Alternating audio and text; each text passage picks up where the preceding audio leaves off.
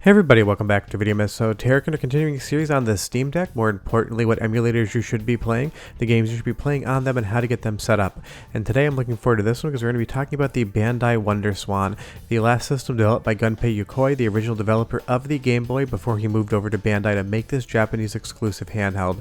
I've had one in my collection for a bit now, I absolutely love playing it, and it's awesome on Steam Deck. Before we get too far involved though, do me a huge favor, down below hit like and subscribe and ring that notification bell, definitely helps us out. And if you feel so inclined and want to support the channel, we got a Patreon link down below as well. But even though the Bandai WonderSwan and WonderSwan Color was a Japanese exclusive with games exclusively in Japanese language, so many fan translations of these games exist, it's got a massive English library that you're going to love. But let's get the emulator set up for you. On the Emu Deck GitHub page, you're going to see a link here to the Emu Deck wiki, and that's going to be a very valuable resource. I'll show you where you want to look for the WonderSwan, but this is great for pretty much everything. At the top here in the random consoles, you're going to see the name as well as the file type it accepts and whether or not you need a BIOS. For WonderSwan and WonderSwan Color, you do not need to have a BIOS whatsoever, which is actually unique. It is within the emulator, so you don't have to worry about dumping the BIOS from your own system. If we take a look over here at Beetle, the fork for WonderSwan and WonderSwan Color, it'll tell you the file extensions as well. You can't use zipped files for this core. You have to have them unzipped, and I know that's going to trip some people up. Well, let's take a look at the files themselves. You're going to see we have two different file formats, .ws and .wsc. Should be pretty obvious, but it's WonderSwan and WonderSwan Color. But Emu Deck and the setup for this is something very weird with the files, which I will get into shortly. Make sure you watch this tutorial closely, because if you put the games in the wrong spot, they're not going to work and they're not going to show up, and it's going to trick you into thinking you should do something that you should not. We have all of these different files here, English translations, WonderSwan Color games, WonderSwan games, so we'll go ahead and just copy those over however you want to an external drive. All my tutorials are predicated on doing it that way, but you can download these with the browser in the Steam Deck desktop as well. So we will copy them, bring them over to a new folder. Just make a folder called WonderSwan or whatever you want, so you just know where those files are going to live once you get to your Steam Deck. It makes organization a lot easier, and that makes life easier on you, and that's always a good thing. So once you have the files pasted over to your USB drive, you can go ahead and just take that out of your Windows machine or however you want to do it. And don't forget, you are going to need some sort of dock for this. This is the dock that I use. I'll leave a link in the description below. It's not an affiliate link and I make no money, but this is how I do all of my captures, control the games with external controllers, get all the files in. It is so crucial to have a dock for the Steam Deck. It's an amazing on-the-go device, but I love coming home, plugging it in, and being able to transition right to my television so I can keep playing the game I was checking out. Now once we get over to desktop mode on the Steam Deck, we'll just go ahead and mount and open that removable media, and you're going to see the folder that we just created on my Windows machine is going to be right here, WonderSwan. Now here's the thing that I mentioned earlier about the very tricky nature of how to set this core up. We have WonderSwan and we have WonderSwan Color games, .ws and .wsc. But the thing about that is, you're going to see in the ROMs folder, there's going to be two separate folders for the WonderSwan. There's going to be WonderSwan and there's going to be WonderSwan Color. You go to your Emu Deck installation, go to the ROMs folder and scroll all the way down to the bottom, because thankfully it is alphabetized. Now you would think that you would put your WonderSwan games in one folder and your Color games in another folder. That does not work, at least every time I have tried it. If I put the WonderSwan Color games in WonderSwan Color folder, they do not populate on Steam ROM Manager whatsoever.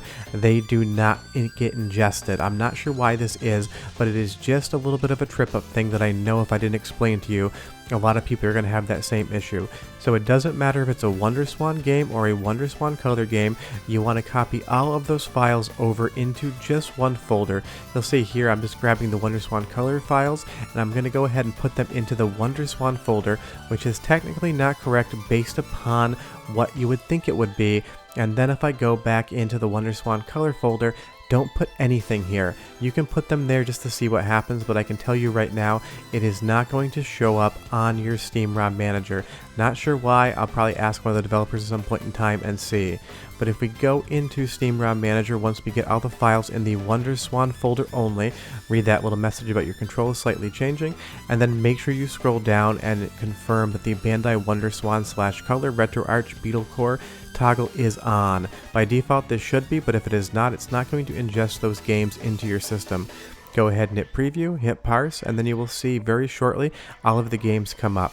Now that we put all the games in the WonderSwan folder, none of them in the WonderSwan Color folder, all of them are going to appear under WonderSwan. It had a really hard time ingesting some of the text, but I think it's because a lot of these were English translations, so you would have to manually add the file art yourself, which I'm not going to do in this tutorial. But once you confirm all of your games in that WonderSwan folder are appearing, just go ahead and hit save to Steam, wait for it to do its thing. It'll say doing batch and then done adding. Then you go ahead and close the Steam ROM manager. You can go ahead and close the Emu Deck as well, and just go ahead and return to gaming mode so we can get that handheld OS look that we all love. So as we go down here, you're going to see that WonderSwan does appear, but it just says WonderSwan. It's going to mix your black and white and color games together, just because that WonderSwan Color folder did not find any games that I put inside of it. But it really doesn't matter. You'll learn what's color and what's black and white. It is a small limitation, and honestly one that I don't even really need to worry about. But there's so many amazing games to play on the Bandai WonderSwan, and a couple of them do use the hardware, and in this instance the emulation, in a different way than you would expect. So I want to go over some of the settings in just a bit, but trust me, if you've never played some of these games, Mr. Driller on the WonderSwan is one of the best versions handheld wise you can play, and I can't recommend it enough. But let's hop into the core options menu here. You're going to see that we're using the Beetle WonderSwan fork. It's the only one that works, so you don't really need to worry about being on the wrong core.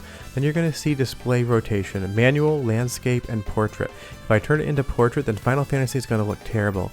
But that is because some games on the Bandai WonderSwan and WonderSwan Color worked in a vertical orientation versus the standard horizontal shape that you would hold in your hand. So we need to go to core options, we need to go to display rotation and set it to portrait, so Rainbow Islands here does look like it should if you were playing it on a real Bandai WonderSwan.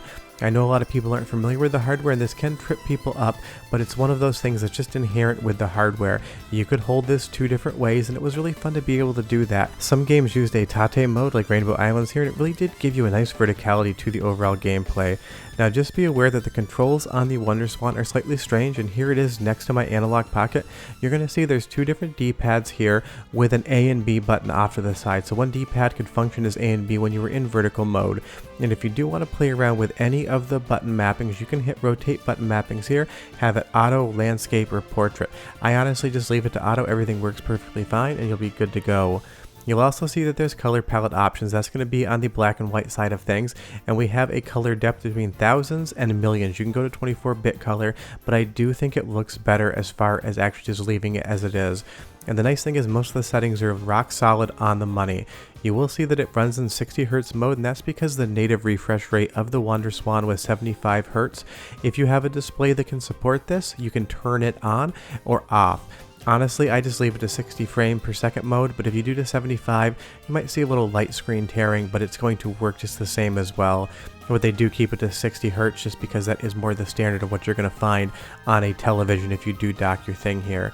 And don't forget, if you do want to change games, you don't need to exit out to the menu, just go to load game, go to the WonderSwan folder, then you can pick anything else you want here, like Mega Man Battle Network. This is another game that was released only in Japanese language, but it has been modded to English, and that's the great thing about the WonderSwan in and of itself. So many of its best games were locked because you couldn't speak Japanese, but so many awesome modders and translators out there have gone through the time and effort to make these games playable to an English language audience. The Beetle emulator does an amazing job of emulating WonderSwan hardware, and honestly it's probably a better way to play than actually an original WonderSwan because the console is very small, and unless you have an IPS screen mod like I do in mine, it's also quite dark. So playing around on Steam Deck is just one of those things. It's a ton of fun to be able to do it. It's a better way to experience the WonderSwan library than investing in expensive hardware and mods. Trust me, just because I like to do it, it doesn't mean it's a great idea. And I know I've shown pretty much almost all color games right now, but there's an awesome version of Klonoa exclusive to the WonderSwan in black and white that does so many awesome things with not being able to actually use color. Sometimes having a lack of color as a constraint is a good thing for development. But honestly, all I need to tell you right now is remake of Final Fantasy and Final Fantasy II translated by fans from Japanese to English. That should be reason enough to play around with the Bandai WonderSwan and WonderSwan Color on your Steam Deck. You got a gigantic screen, you got all the controls, you got some games that you probably never even knew existed. But if you follow all the steps of this tutorial, you'll be playing the WonderSwan today. Just remember, like I said earlier, don't put any games in the WonderSwan Color folder, because for one reason or another, at least on my installation, it absolutely just refuses to see their existence there. If you have any questions or any issues, leave me a comment down below. I'd be happy to help. Short of that, go play some Final Fantasy in English. I'll see you guys next time. Enjoy it. Bye bye.